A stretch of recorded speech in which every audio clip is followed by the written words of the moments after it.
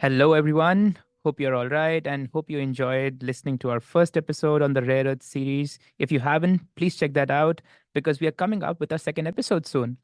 And now, welcome to another episode of From the Ground Up, a University of Chicago public policy podcast produced at Harris School of Public Policy.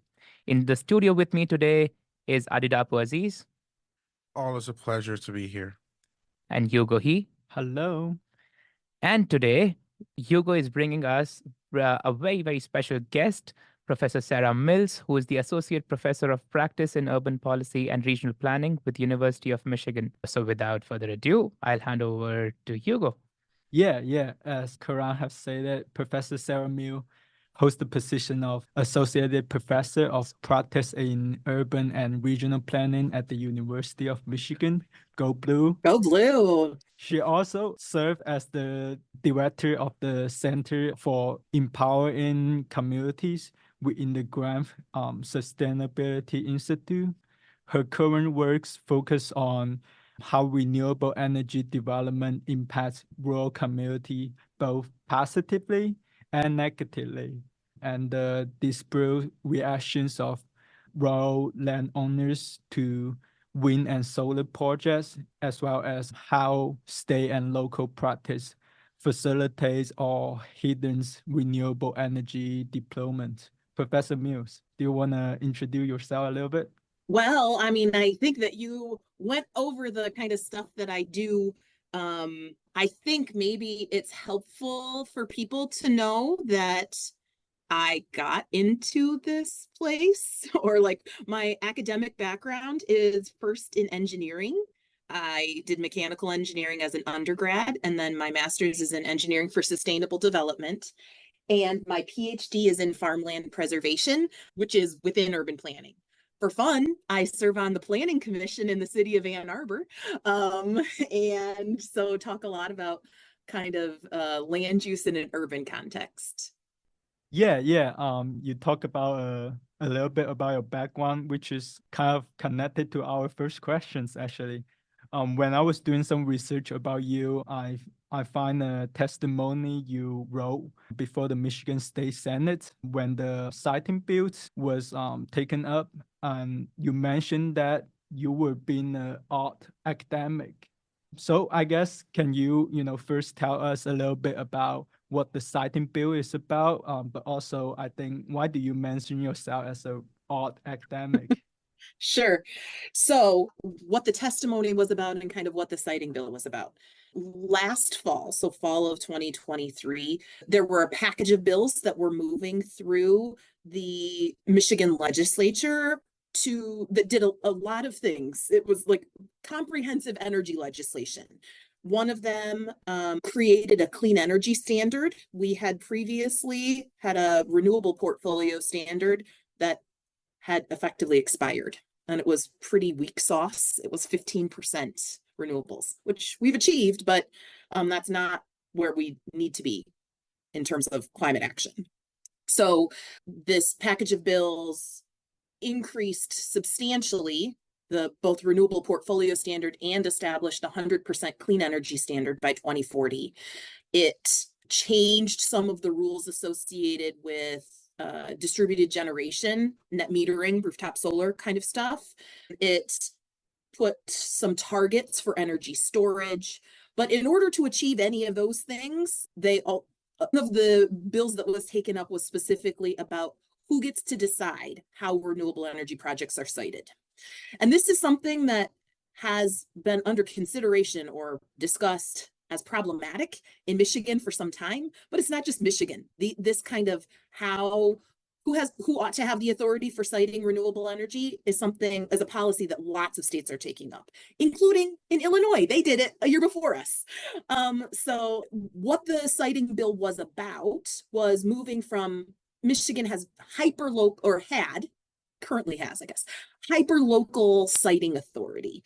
So not just counties, but in rural areas, it's sub-county units called townships. And many of those townships were saying no to renewable energy. And so the siting bill effectively provided developers who wanted to site large projects. It only applies to 50 megawatts for solar and storage or 100 megawatts for wind. So developers who want to site those large projects, another option to go directly to the Michigan Public Service Commission, which is it's our Public Utilities Commission, we call it the Public Service Commission, to effectively go to them to get land use approval rather than work through the local government. So because my work is studying and has historically been helping local governments as they're setting zoning, this is a topic that I think about a lot. So that's the background on what the bill was. And my test, yes, absolutely. If I may, for the listeners, can we also have some clarity on what do we exactly mean by siting? Because I think it would be great to have some nuance to that. Sure. So right now in the kind of clean energy space, there's permitting, which tends to be like federal kind of discussion about like NEPA and a lot on transmission issues and siting, which this is what a lot of states are taking up that I would say is specifically about zoning. It's the land use approval. Who gets to decide how close wind turbines are allowed to be sited near a house or a property line or a road? And in what parts of a community, large ground-mounted wind or solar projects are allowed to be sited. So that's what we mean by siting. In most places, like the authorities that determine land use authority, like they do it through zoning authority. So and with some few exceptions of Oregon, like that tends to be a very local function. In the energy space, because you folks are energy folks, historically, oil and gas development, actually, I'm going to pause for a minute. You're public policy people.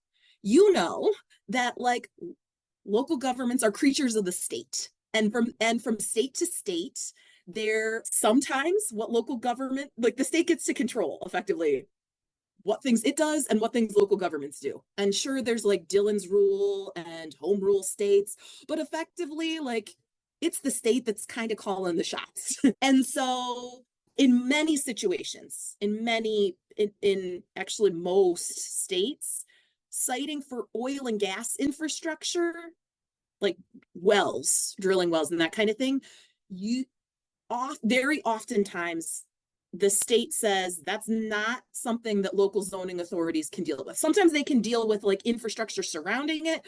Oftentimes that is the rules associated with whether or not you can have an oil well are reserved for the state.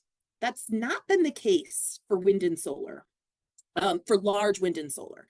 And right now it's about half and half across the country of states that have said, like, nope, we're taking that authority on ourselves, the state is, or we're going to leave it up to, and then the other half effectively says we're going to leave it up to local governments. Sometimes it's super complicated where both state and local governments, you have to get a permit from both of them. So that's like effectively 2 points of veto. And sometimes it is, up to the local government within kind of constraints posed by the state. So that's what I mean by siting. Yeah. And, I imagine that the state government takes control of most of siting regulation for oil wells because of how important it is and how dangerous it can be. So as renewable energy becomes more important, do we expect that state governments will continue to press to, take control of siting and take those powers from the local governments? Yes. And so I think historically, one of the reasons for having oil and gas activities done at the state level, some of it is because for safety reasons, right? If you've got regulators who do this all the time, then they can kind of be making sure that it's safe. Another reason that historically that this has been a state function is because it's been really important economically, right? Remember, like our economy has been built on energy development, and for oil and gas in particular, it's not every place has oil and gas deposits. So the sense has been you can't let communities that are sitting on this opportunity for economic development and prosperity to effectively say, nope, we're gonna leave it in the ground, right? Like that has historically been the precedent for oil and gas.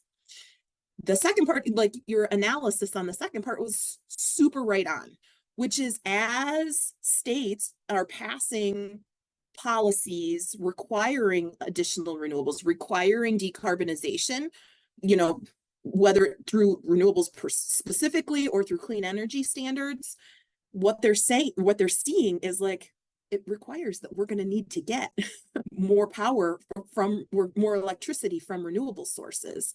And if we have too many communities saying no, that's going to make it harder to achieve those goals, or more costly to achieve those goals. One of the projects that I'm working on is to try to put a number on that, because if you're in the state's position, this is a controversial move from a state's position to preempt local control, to take power that wasn't vested in the local government and now say, like, nope, we're the state going to take that on ourselves. And so one of the projects that I've been working on is with an energy modeler to try to understand, what is the cost implication when the windiest places say no to wind energy, right? Then the wind developers go to the next windy places. And if the capacity factors, I'm assuming that you guys know energy stuff, capacity factors, like how often? Yeah. Okay, great. I'm not going to get into those weeds. If the capacity factors are lower, then it is going to be more costly, but like how much more costly? And this is one of the things where it's a little bit different now that we're talking about solar, because solar resource viability isn't that different across the state of Illinois or across the state of Michigan, right? And so there's lots of places that are viable. What makes them more viable is whether they already have transmission and there's space on the transmission lines. And if you've got a substation, like that's kind of the big difference. But we're working on some projects to try to quantify that. And so it's not published yet, but one of the things that I do, because I've studied this zoning stuff, we have a database of all of the rural zoning ordinances, or 90% of the rural zoning ordinances in the 6 Great Lakes states. So from Minnesota over to Ohio, there's 28 different zoning units in rural places. So we're not even talking about the cities and villages. And we've collected them all and read them all to see if they include solar, like if they regulate for utility scale solar. And if they do, then kind of what are the rules that they're putting in place? Like very few are saying absolutely no solar at all. More commonly, they're saying, yeah, you can do solar, but not on farmland, which ultimately has the effect of blocking a project, or saying you can do solar, but you need to set back 500 feet from the road, which similarly makes it just more expensive. It puts additional barriers on. Yeah, so I guess our next question, which is Wait, we have. just before we go on to that, I Yeah. just want to quickly get your answer about why you stay yourself as an all academic real quick. Oh, why I'm an odd academic? Yeah. Sure. So the reason that I call myself an odd academic is that I don't publish very often, like academic papers. I instead do things like write this guide for local governments that's a fill in the blank zoning ordinance. It's kind of what they need to know about, and like solar energy in this case, and then a kind of a fill in the blank guide for how you would regulate it.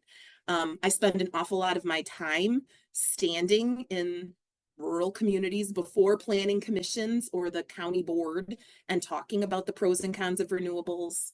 And further, I think I'm an odd academic in the energy space because I didn't get into this studying energy.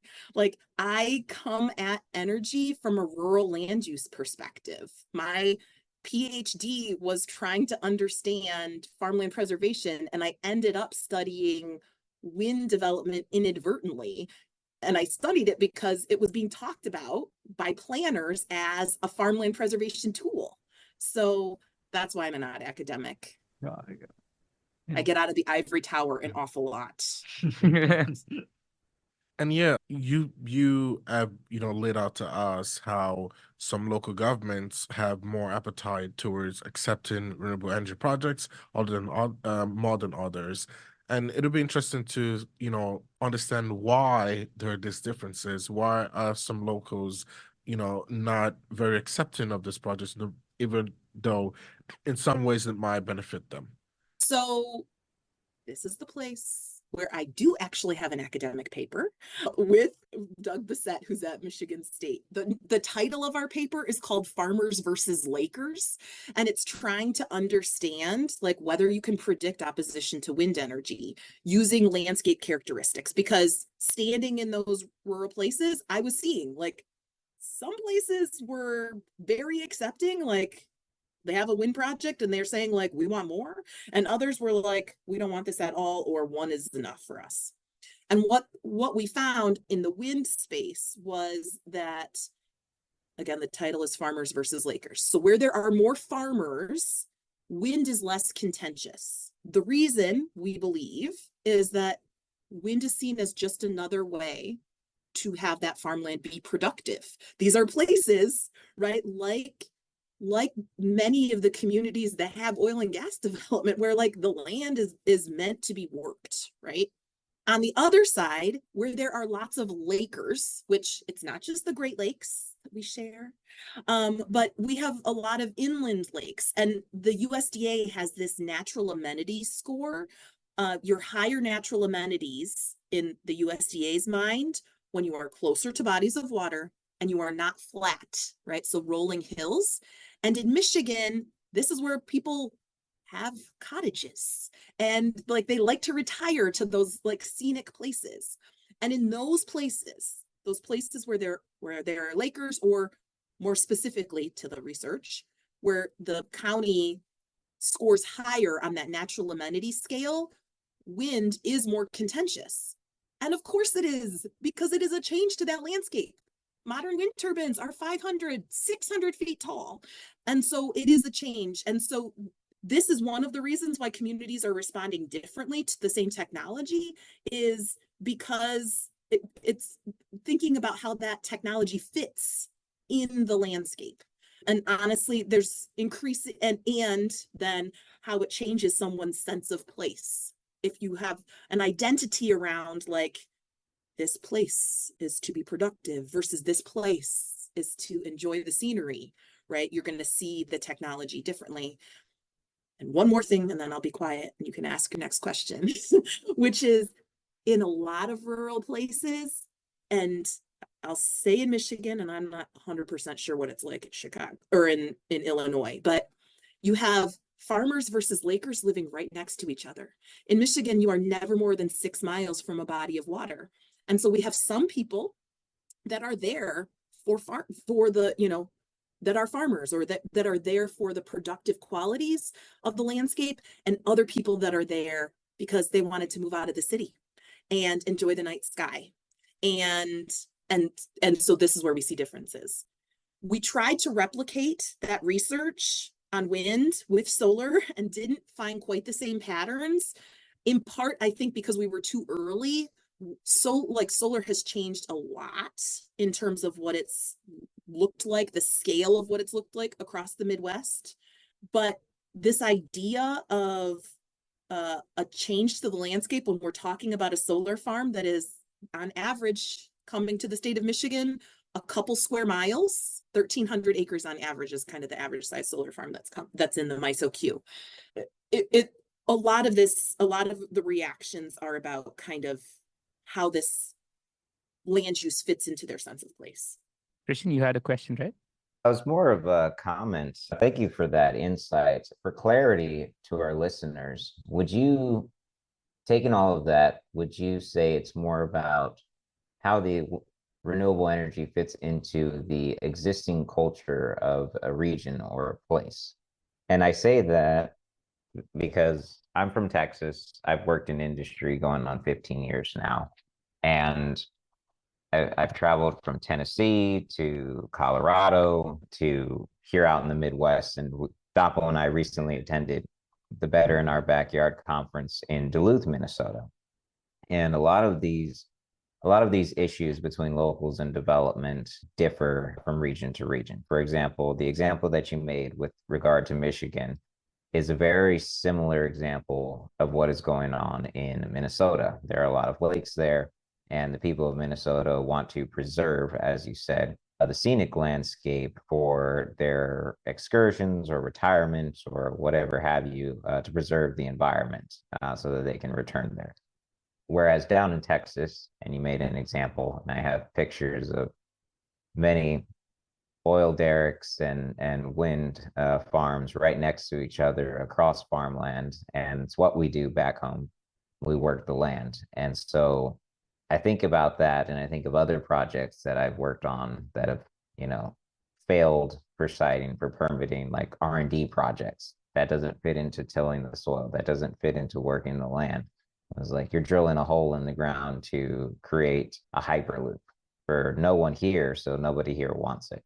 And then so it begs the question of, at least for me, is like where does the authority of the state stepping in, where does it violate the rights of the locals and what they actually want? And so that's a contention of mine, because yes, I am sure all of us here on this podcast would love to reduce our climate impact. But on the other hand, we also want to respect the homes of others, and what right is it of us to tell them how they should live, what business they should develop.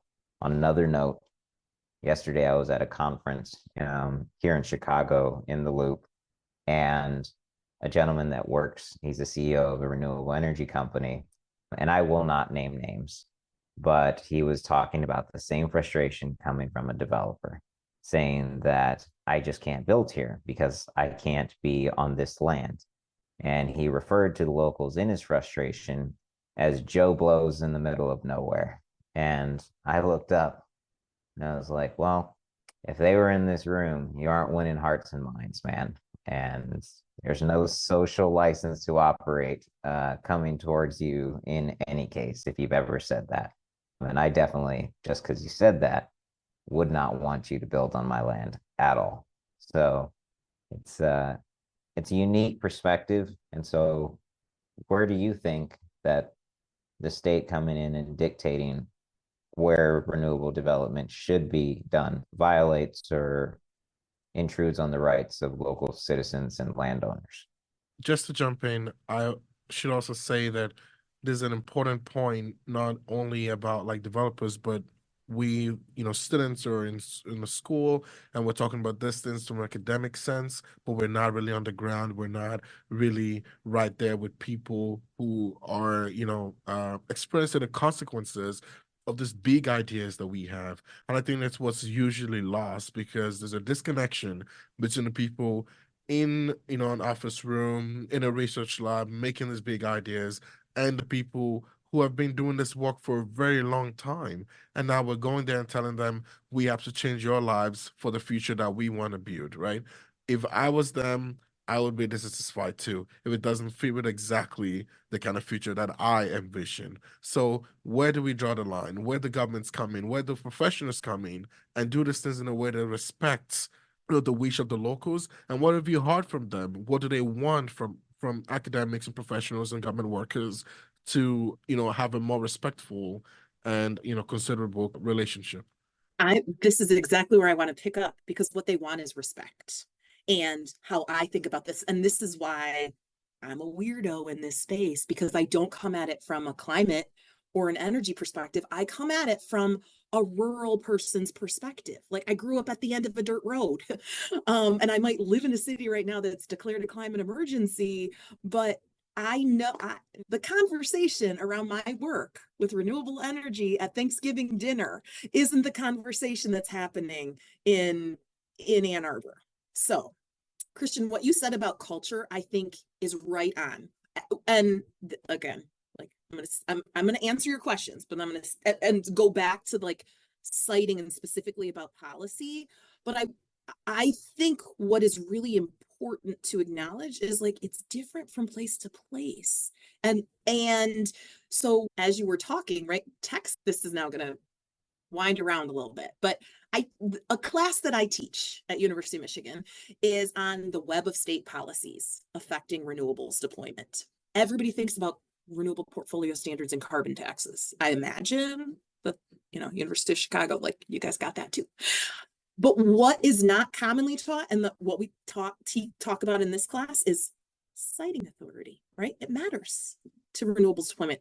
Tax policy, property tax policy. You don't want to cut all taxes on renewables if you want to see them, because honestly, that's why a rural community says yes to renewable energy. It's for the economic benefits that come along with it. And so, sure, the federal government can cut taxes, but like, you don't, and maybe you want to cut state taxes, but you don't want to cut local taxes. And developers will tell you that, like, in places where it's low local taxes, they give additional community benefits, because you got to, like, that is the value proposition for communities to host a large wind or solar farm. But in addition to like thinking about this web of policies, one of the things, like the very last class, we talk about like what are the different recipes that have led to renewables deployment across the country. And the Texas recipe, which is an all of the above strategy, like sure, it had a renewable portfolio standard early on, but like it's meaningless now. And like there were symbolic votes to like repeal it, right? It's different because it's very much about like we're gonna make sure that local governments can use tax policy and use the authority that they have on siting to like get what they want out of the energy system, because that's the ethos that fits here.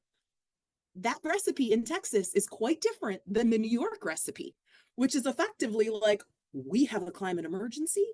We are not seeing enough communities saying yes. And so the state is going to decide where renewables project goes. And yes, there will be some considerations given to local governments, but it's different. And politically also though, like New York is not Texas, right? Is not Nebraska, is not Michigan. Like we're all kind of unique. And there are some patterns that we can pick up. And in my class, we talk about like, not one of these recipes is better necessarily than the other. It's just what fits in your place. I said that because you talked about siting authority, and and Michigan is not Texas, and Michigan is not New York, right? It's a purple place.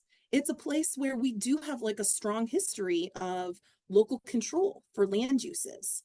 And in light of a state policy that calls for more renewables, you have to think about like, how do you get there? And so you can, and the state did effectively say, we're going to change policy and have an option for for developers to come right to the state government.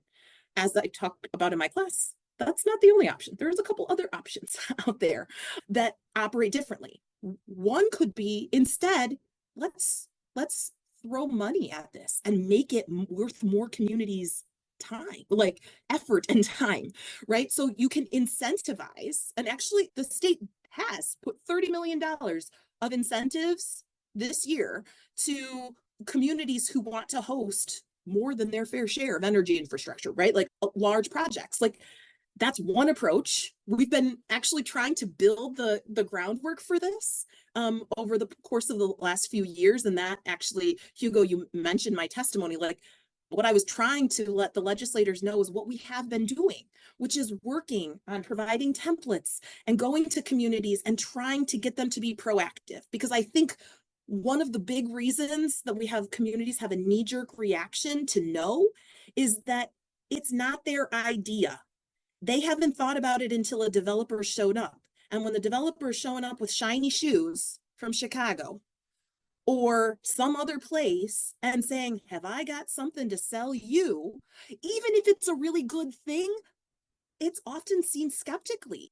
And I can say as a planning commissioner that once the development is put on a map, people have different feelings about it than when we talk about the development in general, right? Like this is not just an Ann Arbor thing. This is a pretty common thing where like overall people recognize we need to have more development in our cities, right? We are going to increase density, but maybe not in like on the block next to me, or certainly not in my backyard. And honestly, it's the construction activity that really sends life into a tizzy. And that's true for housing development, and it's also true for renewables. And so trying to get communities to determine ahead of time where they think, if they think renewables are beneficial to them and where they fit has been what we're trying to get at. The problem is it's hard to get communities to like act when there's not an emergency. And so the kind of happy medium, which actually is the like make everybody mad policy, but the force the conversation on communities is another policy option, another siting policy option that I'll say hasn't been tried in the renewable space, but I think it holds merit, which is telling every community, you got to do your fair share. We're all in this together. We all use electricity, right? We all have some potential, and you got to figure out where it is that you can do your fair share, which technology works and where you want it. And if you empower communities to do that ahead of time, like I think first of all, it forces that conversation so they're not in a reflective mode, but also it is not forcing on them a project that is way more than their fair share, because this now is getting back to the kind of heart of the question. Like the community, so in a lot of the states where large scale renewables have been developed, it's not been that it's been a local decision. It hasn't gone to the state, right? It hasn't been forced on these communities. They are seeing, and I believe in many cases, renewable energy development is the biggest opportunity that some of these communities have seen in decades. It doesn't, I'll be clear, I had a group of students work with Resources for the Future on their master's project. And in terms of like dollars per acre, it doesn't have the same kind of money that oil and gas development has. It can't replace that. But it's new places. And it's a diversified income stream, right? And so the places that have said yes so far, it's because it's beneficial to them. I think that there's a couple of things happening. One, it's moving to places, like some of those low-hanging fruit places have already been developed. So it's moving closer to people, or to people who are more like the Lakers than the farmers. But also it's just the speed. Like there's this urgency now that there wasn't 10 years ago. And it's catching rural communities off guard. And there's a whole bunch of push, I think, from people to say, let's just like, there's nothing wrong with these projects. Like what? But you wouldn't have people being so upset if they're like there's impacts. There are local impacts. And I would say it's just not viewshed impacts. Like there's noise associated. Like you think about wind turbine noise, but the inverter of a solar farm is not silent. And so, Professor, I just wanted to ask you a couple of questions along these lines. So Yeah. the first part that I wanted to ask you is, because you have done research on the matter, I just wanted to understand, what did your research indicate? Did your research indicate a trend towards those states harboring oil and gas companies and their facilities being more resistant to accepting of renewable energy projects? Or did you not see a correlation to that? Because sometimes, because it is in the hands of the local government to approve certain renewable energy projects, or a reasonable person may tend to think that it may just be influenced by the oil and gas lobby working in that state to also dissuade the community and the local government to actually approve the projects. That's one. The second part is, you spoke about incentives being offered to the community. I just wanted to understand, what is the structure of these incentives? Because I, much like many other listeners, would tend to believe that if there are millions of dollars coming our way as a community, I would be happy, relatively happy, to receive it at a particular cost. But do you think that is the incentivization the problem, or the structuring of the incentive the problem? For instance, the local government gets to decide how to apply those incentives, or the community has whole and sole discretion to decide how to apply those, or the households would be getting certain percentages of the proceeds of incentives? So yes, those are the two questions for you, Professor. all right. So the first question about oil and gas, I'll tell you that most of my own work has been in the Midwest, where there's just not the same kind of oil and gas interests. So I haven't specifically looked at it. There is work out of effectively coal country. So Sean has been Smith has done some work in, don't get me lying, Montana, Wyoming, has done kind of work in that part of the country that effectively finds attitudes about renewables. Like this is not just seen as an all of the above, that there is seen as some kind of competition between the two. And I think it is Wyoming that effectively, like the state there's some policies that effectively suggest we're not super open to renewables because we do think it's competition with what has been our bread and butter. There's some of that. But then you also have Texas. And in Texas, again, not the expert, like I'm going to defer to Christian here, but goes back and forth a bit about whether they are in all of the above, or policy-wise, maybe we do see kind of new energy as competing a little bit. And so it's different, and it's not my area of study, but I'll just say, I think that we see different things in different parts of the country associated with that. And more work certainly could be done on that.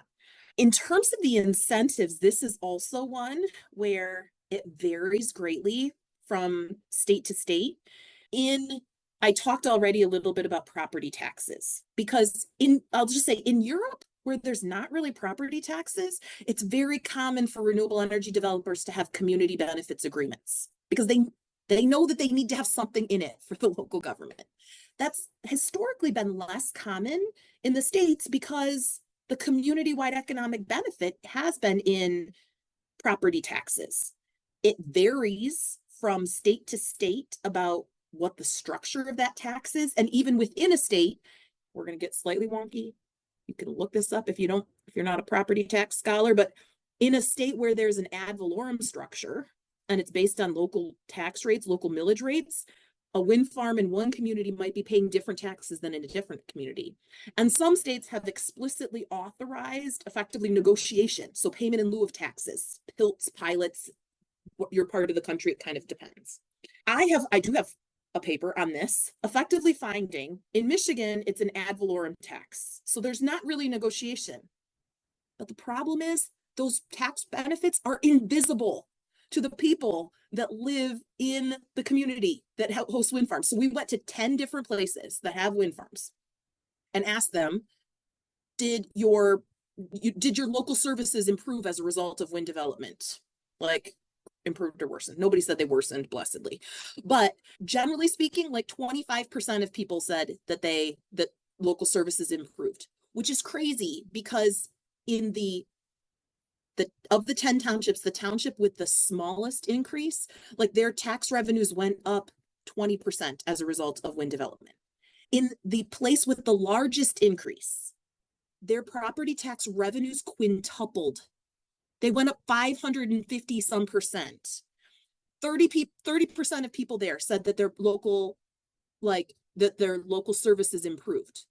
The township supervisor was like, of course, like we paved these we were able to do dust mitigation a couple extra times last year as a result of wind development. Like we paved an extra bit of road, but like local people don't know what it costs to keep local services going, right? And so there was one outlier in this data, which was a township where 60% of the revenue of the residents said that their township services improved. Their tax revenues only doubled. So it's not quintupled, they just doubled. Township used the wind tax revenue to introduce trash collection, right? And so it was a tangible new service that the residents saw, because before they had to do that individually or just take their stuff to the county dump. My hypothesis that I have not been able to get somebody to fund me to test is that when it's negotiated, when the benefits are negotiated, it is more visible, because there's there can be a community conversation about that. So we don't know that. Nobody's tried that. There's been some research effectively on how schools benefit from wind and solar revenue. And the punchline is, it depends from state to state, because how schools are funded varies. But nobody's really tested this, like, does negotiating the payments with people make it more visible? One more observation, Karen, to your point here. is that these tend to be, when you ask people on surveys, they tend to say, I want community benefits. Like, I don't need individual benefits. But I don't know. Like, the community benefits are not always felt. And if the thing that goes into the community benefit is not something that you care about, doesn't matter, right? So to this end, the state of New York, a couple of years ago, when it changed its siting authority, they had a whole big energy overhaul too. They effectively moved siting authority from local governments to the state government, but at the same time instituted a statewide community benefits approach that required developers to pay money into a fund that would then provide rebates, utility bills to people in the vicinity. I think it's interesting. It's an interesting approach. It's something that people anecdotally have told me, like, if wind and solar are great, like, why am I still paying my electricity bill? And why isn't this not like Alaska, where I get a revenue check in the mail, right? I think one of the critiques of the approach in New York State is that it's pretty small. So people are getting like a couple dollars off of their utility bill every month. And also, like, I don't think that people are reading their utility bills to know that they're getting it. So I think that there ought to be other iterations on that. I was going to say one final thing, and this is like again, I don't think that this is the approach very often, but how I would change things is that I would love to go into a community and say, what's on your bucket list? What would you really like to see here? What would make this place better? And then I would like to see, like, have the conversation, how much energy development would it take to get you that thing? One of my informed hypotheses, I guess, is that the reason there's money in renewables across the board, but the reason that some people are reticent is that it's not, like, some of these places first don't want local revenues to grow because they're small government places. And so, like, local government getting bigger ain't necessarily a benefit. The other thing is, the things that developers want to throw money at may not be the things that the community actually thinks money should be thrown at. And so I think when you can have energy development being the solution to your problem, like getting you the thing that you want, rather than the energy development being the problem, like, we got to figure out how to site this thing, like, that changes the conversation entirely. But making our conversation go full circle, that's really hard in an environment where we feel a rush. So I guess we can also go a little more about like the practical sides of your work, where you kind of mentioned in a lot of your writing that a major solution that you are advocating for is that each community, both urban and rural, should contribute fairly to the challenge of decarbonizations. How that will be work for the urban community, because we mentioned a lot about the rural community, and a lot of the larger sizes siting project will be only possible in the rural community area. So I'm wondering if this is one solution that you are advocating for, how that will work in the urban side.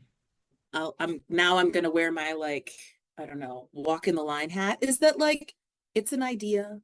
I try not to advocate. I try to identify where there are feelings and where the research would suggest, like, we might need to, like, think about things differently.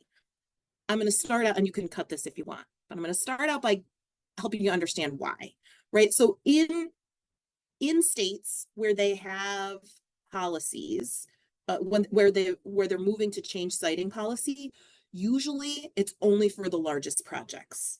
And those largest projects are pretty much then, like, the line that they put for, you know, which projects would fall under state siting, those largest projects are only in rural areas.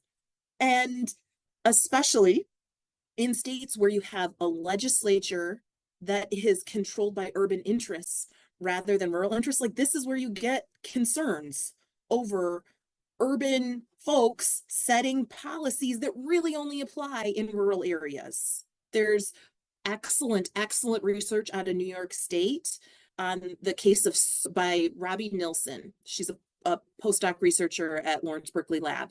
but she was looking at solar, and it's talking about the rural burden and how rural folks feel like they are being asked to shoulder this burden. And I have heard anecdotally the same thing, in wind space too. And the reality is, like, we all do use energy. So what is possible in an urban area? Now I'm going to come back to your actual question, right? Well, first of all, like, strictly in the electricity space, we could be maximizing rooftop solar. And often it is not local government policy that's standing in the way of rooftop solar. It's utility policy or utilities who don't want it. I want to acknowledge that. But sometimes there are urban places who say you can't have solar panels on road-facing roofs. That's ridiculous, especially if that's a city that has declared a climate emergency. And I'm not going to throw any cities under the bus, but we got one of those in Michigan. We got another one in Michigan that's declared a climate emergency that allows garages in people's, if they've got an extra big front yard, they allow garages there, but they don't allow ground-mounted solar panels because they're worried about property values. And come on, give me a break. Like, that's not being consistent. So that's within the electricity space. And if you want to know what you can do to incentivize rooftop solar, the Department of Energy has a program for this. It's called Soul Smart, a great checklist, like all of the things that urban places can do. If you still stay in the delivered fuel spaces or kind of electricity space, urban places also have opportunities for geothermal.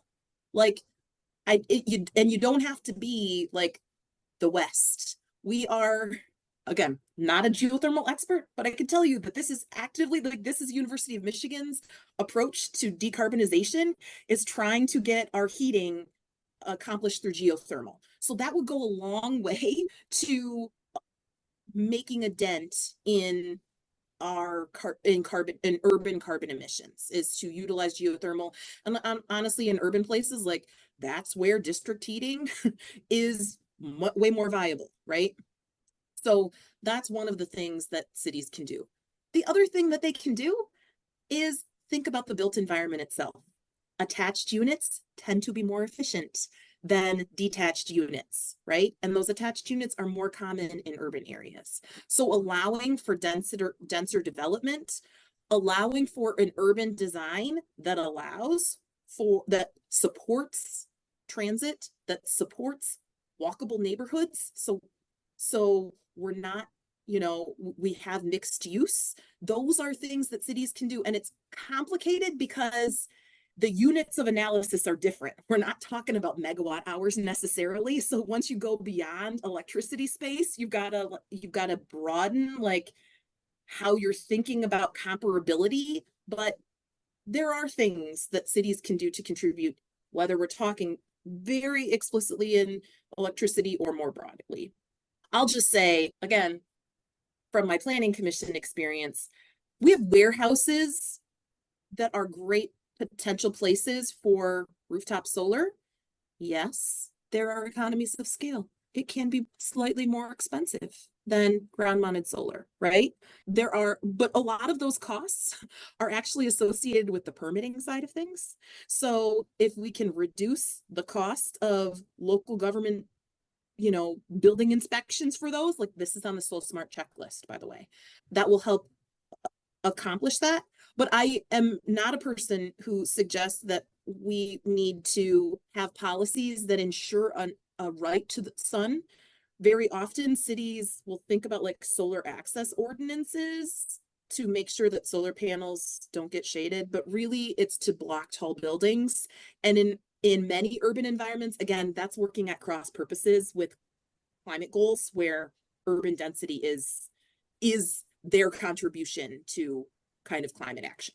So rather than urban areas should produce more renewable energy because there's more people in the urban area, you are proposing that, like, it is not necessary that, but urban area or urban community should also do something and shouldn't put all the pressure into rural community. Absolutely. God. I mean, development is another one, like solar on brownfield, solar on landfills, right? Like it's not the cheapest option. I mean, developers don't do it because first of all, those solar developers, this is not often the first place they look because those properties don't tend to be large. Sometimes you can't tap into the ground. Like there's, and so you have to put the solar panels on ballasts. There's at least sometimes additional hoops you have to jump through, but sometimes a perception that it's just complicated, like contamination on the site makes it complicated. We should, when you ask people though, and we actually, one of the real research things that I do is we just finished a nationwide survey of solar farm neighbors. And when you ask people like brownfield sites, previously disturbed sites, like that's the no-brainer place. Everybody thinks that makes sense. Everybody thinks like rooftop, like maxing out big box stores with rooftop solar carports in parking lots. Like these are the no-brainer things that are urban contributions that we can make. Some of those things can happen through local city governments, but some of them are also utility policies that often are set at the state level. And so there's a where it is the local government standing in the way from that rooftop solar or from charging exorbitant fees for building inspections or for electrical inspections for small solar arrays. Like I think that's problematic, and that's where there's a real opportunity for urban places to effectively play their part in this. Yeah. And I guess before we close it up, I just have one more question. There's one thing you mentioned that is the balance between the rural and the urban community contributions. But also another thing you mentioned is we also need to prioritize the procedural justice, as Biden's administration plan is to, decarbonize the power grid by 2035, and then also we got the net zero emissions by these. I'm wondering, how do we balance the procedural justice and also the urgency of the climate change, of greenhouse gas emissions, all the problem? How do we balance between the two, the time and the justice? So the balance part of that and like figuring out how actually to operationalize that is the like $1 billion question, or degree climate warming question. Like I would say there's a couple of things that have transpired over the course of the past 6 months that we're trying to look for solutions. So, and I can point you to this. Last fall, we did a series of convenings with Clean Air Task Force here to try to look for bright spots of where this is happening, where things are getting built and communities are excited about them, to figure out like what pathways might be. And the report just came out in January. So one of the ideas that came up was this fair share approach. Another is effectively looking at energy as the solution rather than the problem. So getting communities to proactively plan.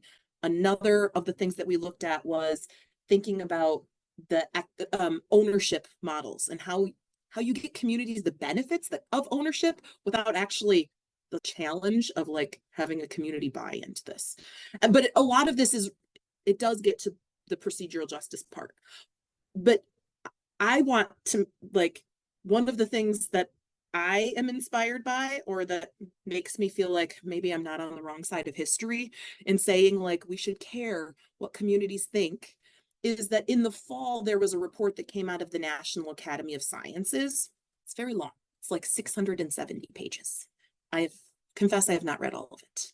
But there is a chapter that is specifically on this, and I'm going to read you a quote from it, which says, if permitting reform includes significant reductions in meaningful opportunities for and forms of public engagement, then such reform would create a real risk of slowing rather than hastening the process of building out a net zero infrastructure.